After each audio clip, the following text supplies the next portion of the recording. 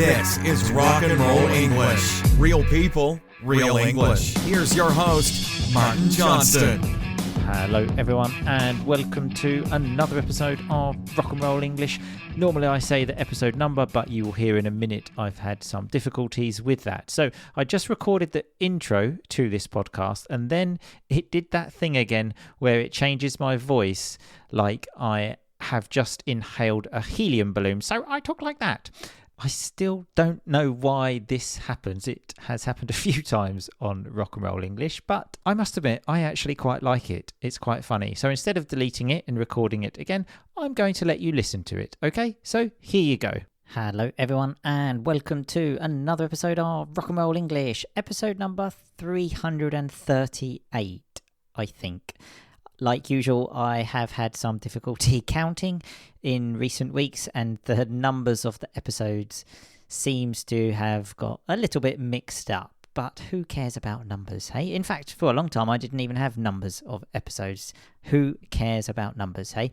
Anyway, in today's episode, we have a very special guest. We have Bree from Into the Story podcast. Now, you know I love stories, and when I found Bree's podcast that was all about stories, I was like, wow, this is amazing. And Bree actually had me on her podcast and I shared a very, very, very intimate and personal story about when my daughter was born, because we had some problems, and I share that story on Bree's podcast. So if you haven't already, go and check out Bree.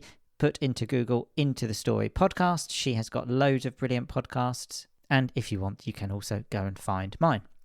Anyway, in today's episode, we talk about language fails because Bree is Canadian but lives in Spain, in Barcelona. So she has had to learn a new language, and I tell some funny stories, which I don't think I have told before, about my time in Italy, especially at the very beginning when I first arrived and I didn't know anything. So here is the podcast. Happy listening.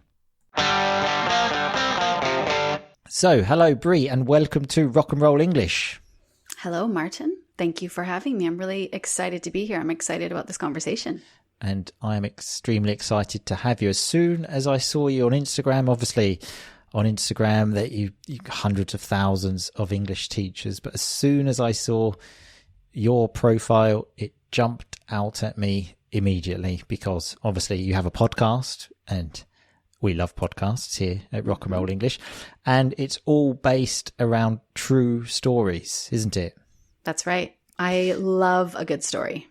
Yes, so do we. So as soon as I saw you, I immediately contacted you. There are often times where I see someone and think, maybe I'll put them on the waiting list. But I just thought, I didn't even think about it. I thought I am going to contact her immediately because it just resonated with me immediately. So for anyone that doesn't know you, tell us a bit about you, who you are, what you do, etc.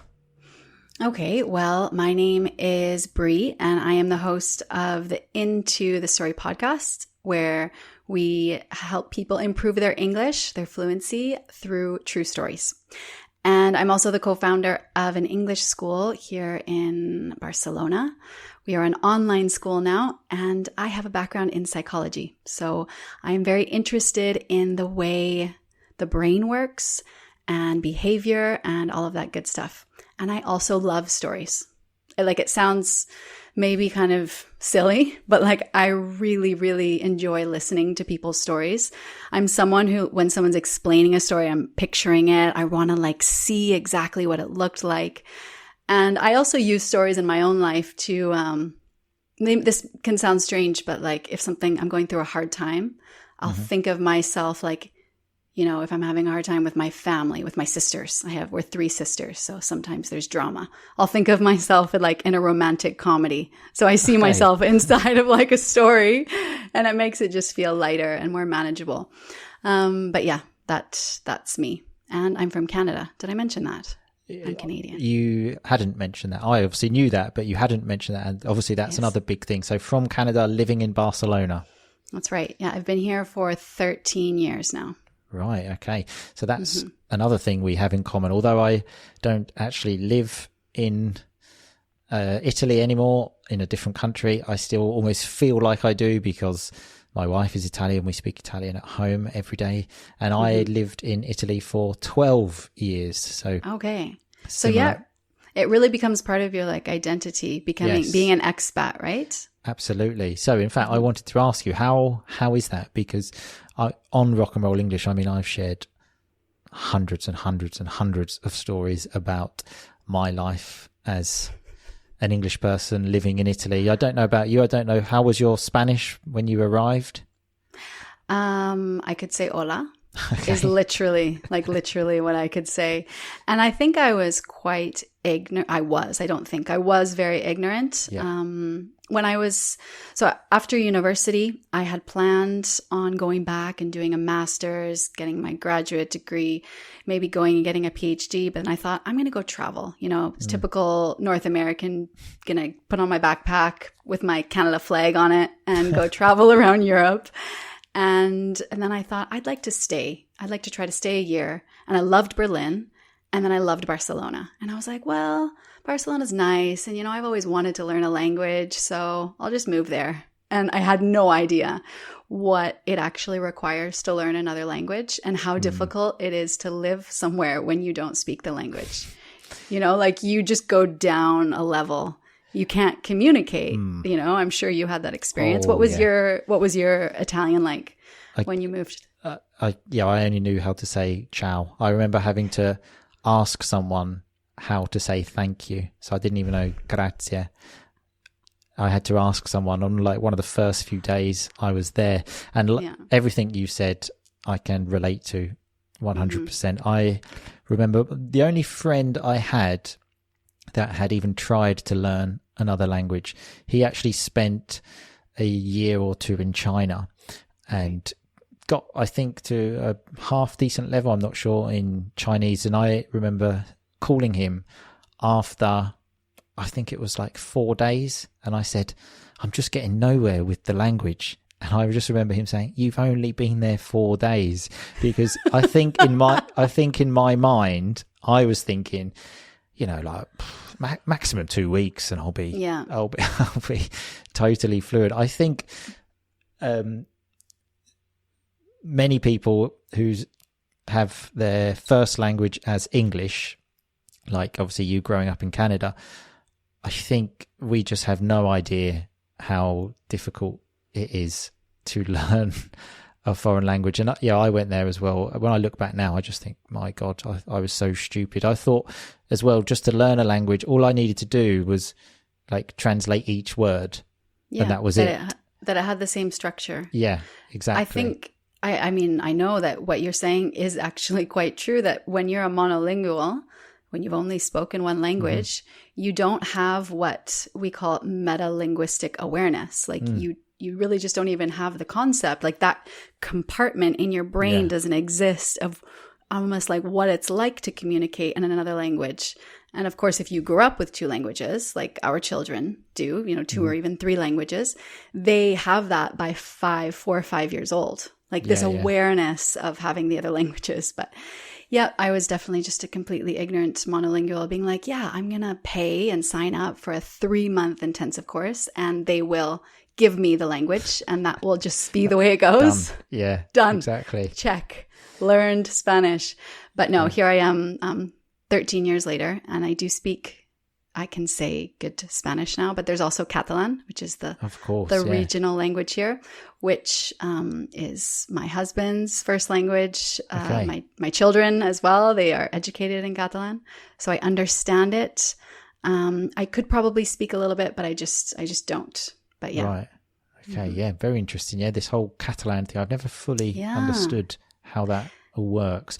But it's quite complex. The difference is it's an actual language. So I spent a lot of time in Sicily and, apparently Sicilian is also a language, but it's not the official language. So in school, they still learn Italian, but lots of people speak Sicilian. So when I'm with my wife's parents, I have to try certainly to understand Sicilian. Yeah. And no, so it's the same here. I think I don't exactly know the difference between, what makes something a dialect instead of actually a different language. But Catalan is in fact a different language. It sounds like Sicilian as well, is not a dialect. It is another language. Is that correct? And yeah, it's very different. Yeah. Just actually a quick story I wanted to share that popped into my mind about this whole, the early days. And as I said, I was having difficulty of like thinking the structure. Do I just translate the words? I remember one of the phrases you learn obviously at the beginning is, where are you from? Which in Italian is di dove sei. And then I remember thinking, well, what's the point in this like di at the beginning? So I just thought, surely people don't care about that. So I started saying to people, dove sei, which means, where are you? And I specifically remember talking to someone, it was like a new person. And then I just said like, where are you? And she said, I'm here.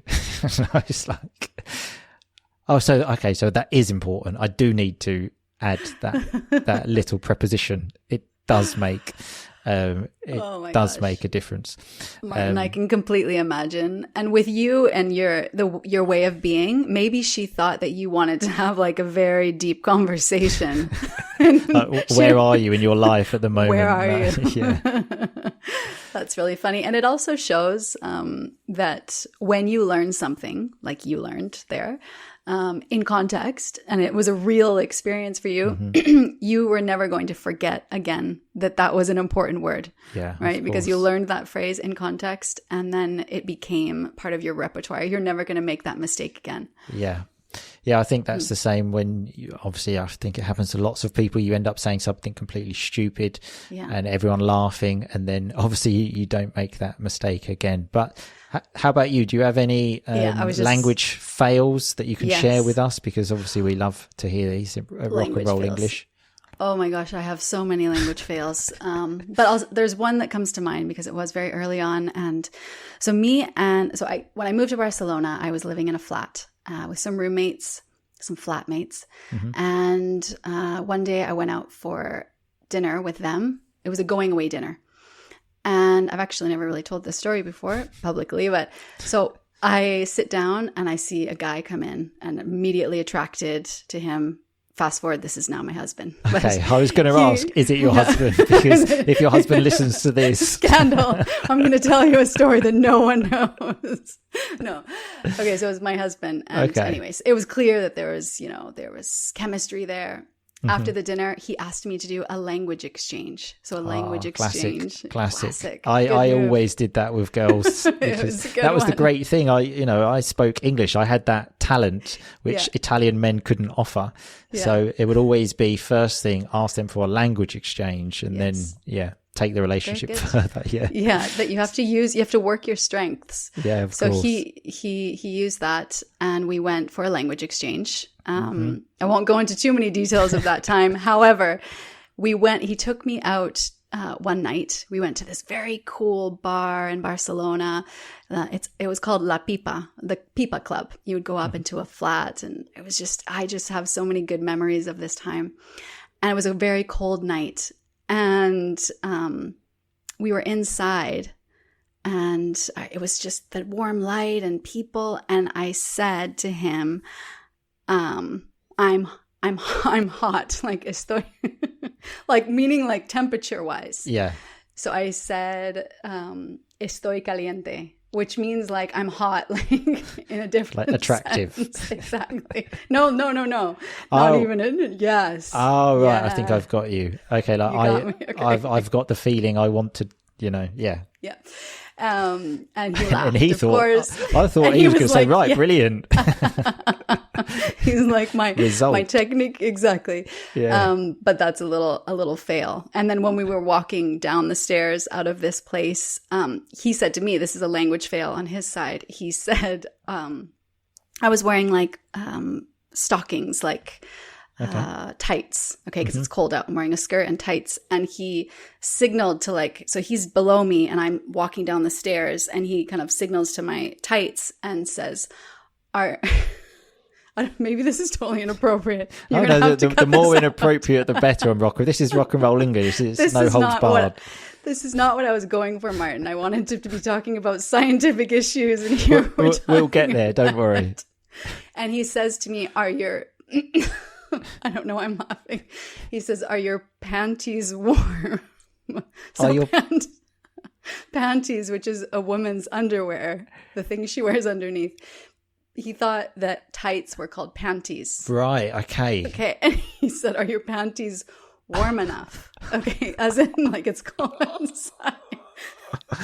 Wow. Are your panties warm enough? Yeah, and how did you respond to that? What did you... I think I laughed nervously. Right. But anyways, we got married and we have two kids now. Well, so things worked out. A very sort of full-on start to the relationship there, wasn't it? Exactly. Yeah, wowzers.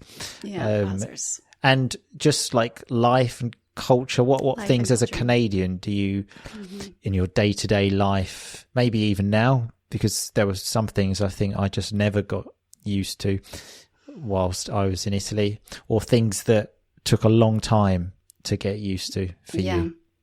I mean, there's so many things, I think that probably maybe English culture is even more different than Sicilian culture, but I can say that Catalan culture and Spanish and Canadian culture is very different. One thing that just took a long time to get used to, it seems very similar and small, is just like the concept of how you greet someone. Oh God, yeah. Like giving the kisses. It's not like I'm a hugger. I like having contact with people, but having to get so close with the kisses to someone that I don't know well now I'm used to it. But it just took a long time to get used to. And depending on the age of someone, an older person, like my father-in-law, he actually kisses my cheek, right? Whereas like younger is just like a touch. And actually I've had the case with Italians where they go the opposite way. In Spain, it's like this way, way, but Italians do the opposite, and that can be awkward. That's really embarrassing, isn't it? Where you both really go to the right, and then you both go to the left, and you just kind of move in your head left and right. Yeah, and really embarrassing. Another thing here that's very funny and just small detail, but I don't know, I just can't get it. So when you're crossing someone, so in the mornings, I ride my kids to school on the bike, and I cross my neighbors. Now, depending on how close... When you say cross, you mean like they're going one way, you're going the other way? Yes. Like I pass my neighbors. Like maybe the man down the street, he is out every single morning tending to his flowers. Okay. Mm-hmm. Now, at the beginning of the school year, or at the beginning of me riding them to school a few years ago, I didn't know him that well. So I would just say, good morning, bon dia. However, at a certain point in the relationship of how well you know each other, you don't say bon dia. You don't say good morning. Right. You say goodbye. Okay. You just say deo. And you saying deo to them, it implies that you know them and you're not going to stop for a conversation. You're just going to say bye. Whereas if you said bon dia to them and be like, I don't know you, but I'm just like a human. You're a human. We're here. So I'm going to be a decent human being and say good morning. So I don't really know. That's a fail that I have. So all of the neighbors that I pass, I'm like, okay, what do I do? I'm like riding, I'm getting close, I'm like sweating, like, okay, good morning. I don't know. So sometimes I'll just like look straight ahead. You know that thing where you pretend pretend to like, so much adjust easier. My review mirror, look at my kids, make sure they're not like, poking each other in the eye or whatever. Anyways, so yeah, that happens. So you're expected to do stop and chat. So like to actually chat to these people every day. Well, it's, of course, they're not expecting, if I did stop, they would be happy, but they know I'm in a hurry. But by me saying goodbye, it implies like we know each other well enough for me to stop and speak with you, but I'm not going to stop and speak with you now because I'm in a hurry. Right. And so you're saying just goodbye. Which, imagine saying this in English. You see someone in the street and you're just like, bye, without saying anything. It's funny you say that. This may have happened. Actually, probably not. I'm not sure. But in Italian, so ciao is hello and goodbye. I have had numerous occasions over the years, certainly low-level students that get confused by that. So they walk into the class and they say, goodbye, goodbye, goodbye. And you're like, no. And No, then hello. when they go, they're kind of waving at you saying, hello. And especially when they do it when they're leaving, you kind of never get a chance to tell them. Well, certainly if it's not students, if it's just someone you know, because they're leaving. So you're not going to stop them and say, oh, by the way, hello is when you actually, like, at the beginning of this meeting, let's say. Yeah, interaction. Because they're leaving. So it's kind of an error that I think, I'm not sure when they finally realise, because, I would never correct them because they'd be leaving and I'd be like, all right, he's going. Right. Exactly. Yeah, exactly. So we are going to stop the conversation there and continue the conversation about fails and language learning in the members area tomorrow. And speaking of the members area, the Rock and Roll English family, this is actually the last week to join because I am going to close membership on Wednesday this week and open it up again sometime in the autumn because I want to make a few changes. So I'm going to make it available again in the autumn. So if you are thinking of joining, if you would like access to 1,000 extra podcasts and the opportunity to build a personal relationship with me, because I'm very, very active in the family and with wonderful people from all around the world to practice your English with, then click the link in this podcast episode right now. So thanks a lot for listening, everyone. I will see you very soon. But in the meantime, just keep on rocking, baby. Thanks so much for listening to Rock and Roll English. For more great content and to stay up to date, visit rockandrollenglish.com and facebook.com/rockandrollenglish. We'll catch you next time.